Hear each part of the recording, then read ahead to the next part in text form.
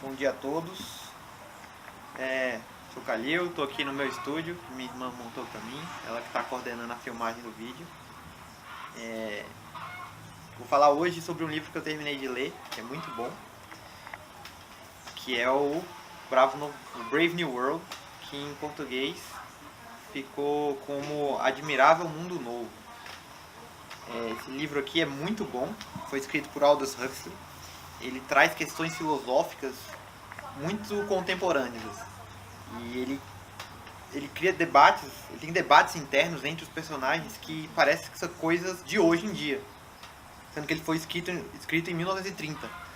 Então, você pensar que em 1930 a galera já estava pensando numa sociedade muito parecida com o que a gente tem hoje, meio que dá até um pouco de medo, né? Eu vou falar dele meio que dividido em... Eu vou tentar fazer esse vídeo aqui de uns 30 minutos, falando um pouco do autor, depois do livro em si, e por último das questões filosóficas que mais me marcaram dentro do livro, assim, das frases e dos diálogos que eu achei que foram mais marcantes, né? Espero que vocês gostem. Eu tinha conversado com o Dedé sobre o livro e falei com ele. Ele me mostrou um vídeo do Guilherme, que é um cara do grupo de formação política, que fez um vídeo sobre esse mesmo livro, de 1 hora mais ou menos. O dele é bem legal, o vídeo, recomendo, vou botar o link aí pra vocês. O meu eu vou tentar seguir mais ou menos das minhas impressões do livro e das questões que surgiram dela, né? Deixa eu ver aqui, tem um roteirinho aqui no meu celular.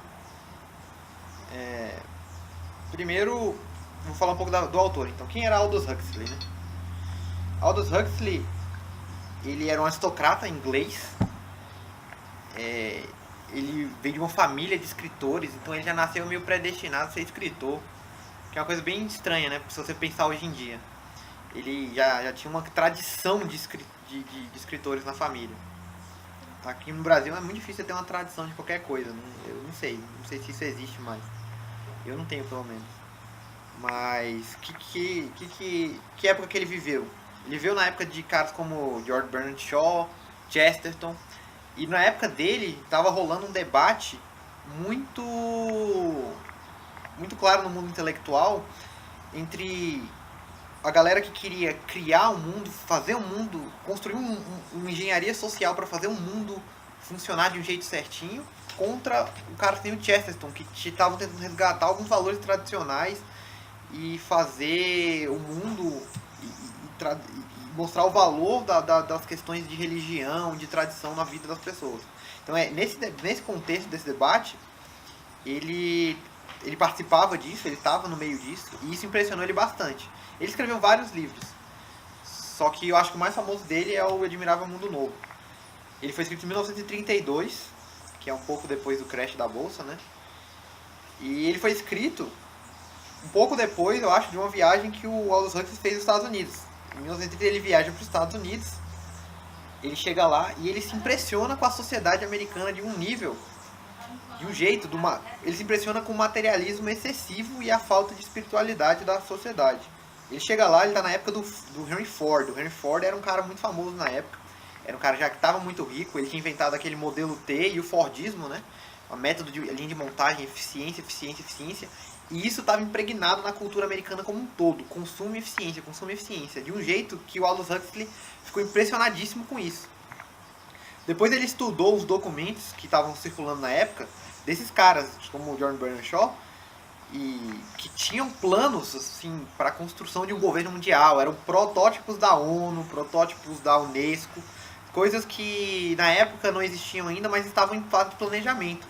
E esses protótipos dele, que ele viu, esses documentos, davam as diretrizes para como a sociedade devia funcionar no futuro.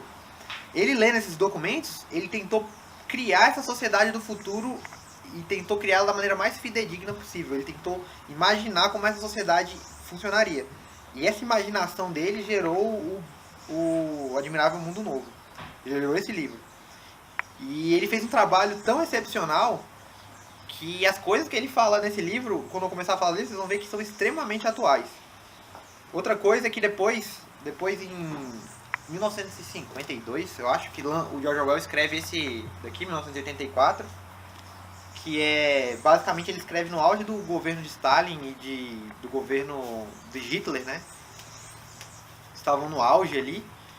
E ele escreve esse negócio totalitário aqui, bizarro. O Aldous Huxley lê esse livro e ele faz ele escreve outro chamado Admirável Mundo Novo Revisitado, que foi acho que o último livro que ele escreveu, não, o penúltimo, uma coisa assim. Onde ele pega as previsões que ele fez no Admirável Mundo Novo e ele vai falando, ó, isso aqui já tá acontecendo, isso aqui já tá acontecendo, isso aqui já tá acontecendo, e ele vai colocando assim, tudo que ele preveu que ia acontecer e falando assim, ó, já aconteceu, vai acontecer. Isso antes de 1960, que é quando ocorre a Revolução Sexual, que é uma das coisas que ele prevê, e na época nem tinha ainda. Ele prevê pílula anticoncepcional, todas essas coisas. E antes disso, e nesse Bravo Novo Mundo Revisitado, ele nem fala, eu não sei nem se ele fala disso, eu não li o Revisitado, mas é o próximo que eu vou ler.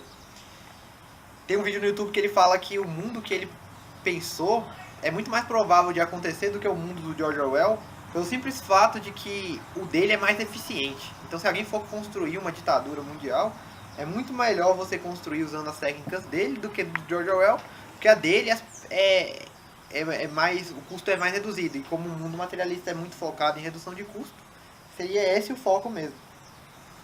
Então vamos lá, deixa eu ver aqui, se eu falei tudo que eu precisava falar sobre ele.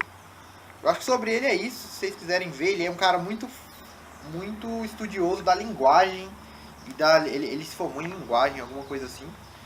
E ele é muito bom, tem uns vídeos dele falando sobre o papel da língua pro ser humano, que são muito fodas as aulas que eles dão, eu vi alguns. Eu vou falar um pouco disso também, porque ele trata desse tema no livro. Ele trata de vários temas ao mesmo tempo,